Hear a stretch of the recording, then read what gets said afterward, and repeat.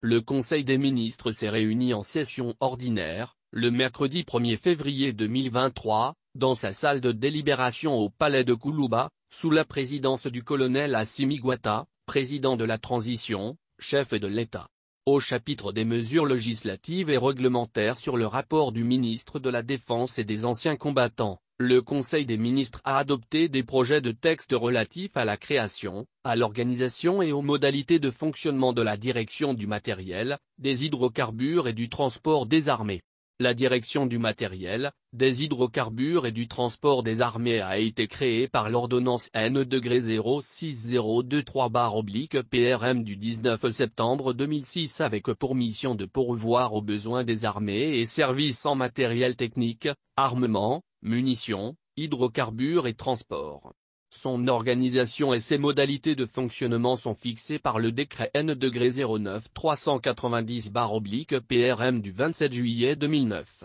La direction du matériel, des hydrocarbures et du transport des armées a connu des évolutions majeures grâce à la mise en application de la loi d'orientation et de programmation militaire 2015-2019.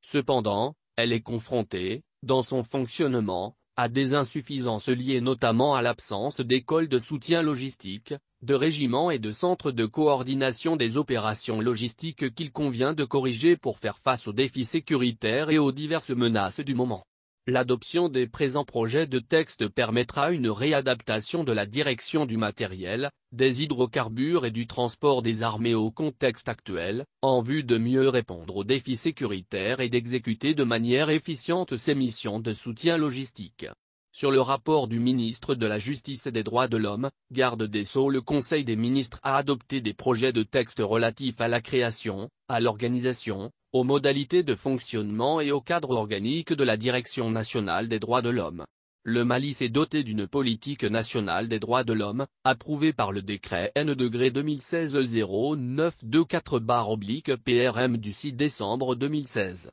Ce document de politique nationale constitue le cadre de référence des actions à mener par les intervenants étatiques et non étatiques dans la promotion et la protection des droits de l'homme. Elle s'inscrit dans le cadre de la mise en œuvre du titre premier de la Constitution du 25 février 1992 intitulé Droits et devoirs de la personne humaine et des chartes, conventions et pactes régionaux et internationaux relatifs aux droits de l'homme ratifiés par le Mali. Au plan institutionnel, il existe une pluralité d'acteurs intervenant dans la promotion et la protection des droits de l'homme au Mali. Malgré la diversité des intervenants dans le domaine des droits de l'homme, il n'existe pas encore un service central chargé d'exécuter les missions de l'État en matière de promotion et de protection des droits de l'homme. Les projets de texte adoptés créent la Direction nationale des droits de l'homme afin de pallier cette insuffisance institutionnelle. Sur le rapport du ministre des Transports et des Infrastructures, le Conseil des ministres a adopté des projets de texte relatifs à la création et au cadre organique des services régionaux et subrégionaux des transports.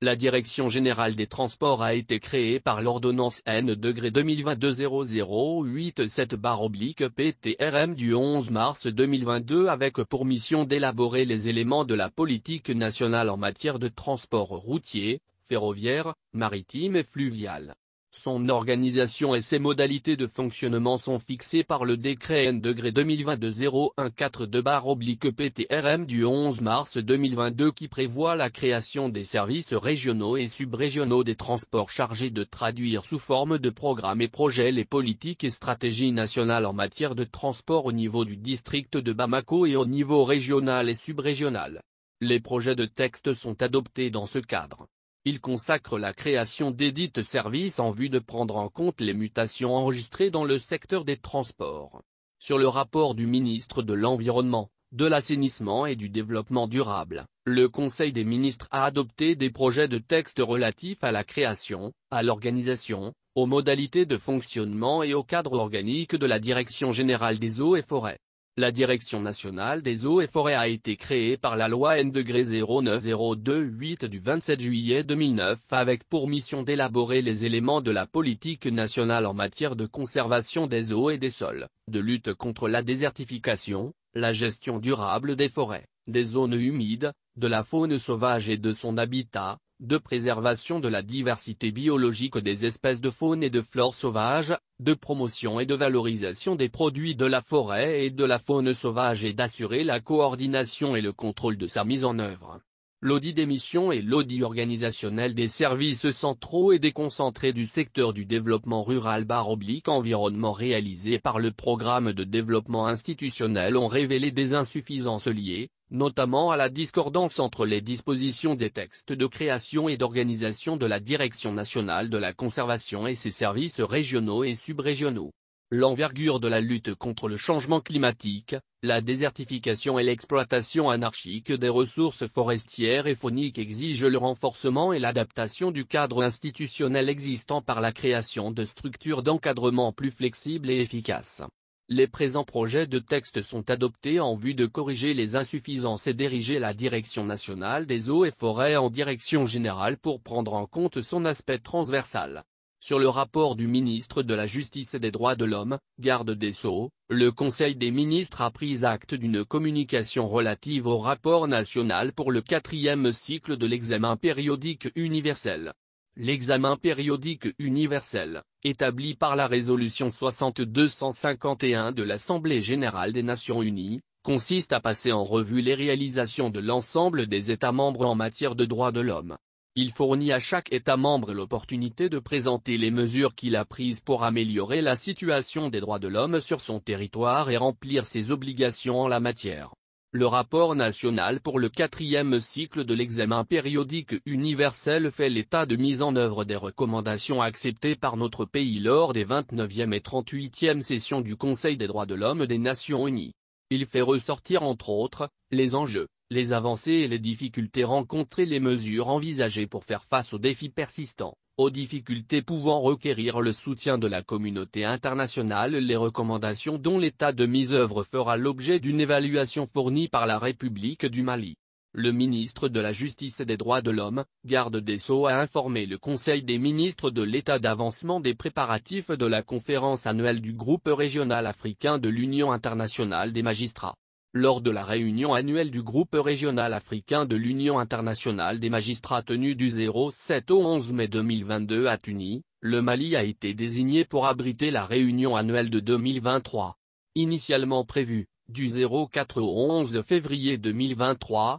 cette importante rencontre se tiendra finalement du 19 au 25 février 2023, au Centre international de conférences de Bamako, sous la présidence du président de la transition, chef de l'État et président du Conseil supérieur de la magistrature. Environ 726 participants sont attendus en provenance de 37 pays membres qui ont confirmé leur présence sur les 39 que compte le groupe africain. Le secrétaire permanent et le président de l'Union internationale des magistrats, les représentants des groupes régionaux européens, américains et asiatiques sont également attendus. L'organisation de cette conférence est de nature à contribuer au rayonnement international de notre pays, à la promotion des droits humains, de la bonne gouvernance, de la justice sociale et du droit universel. Le ministre de l'Économie et des Finances a informé le Conseil des ministres de la mise en œuvre des dispositions visant à assurer la promotion de la production nationale et de l'outil national de production dans la commande publique.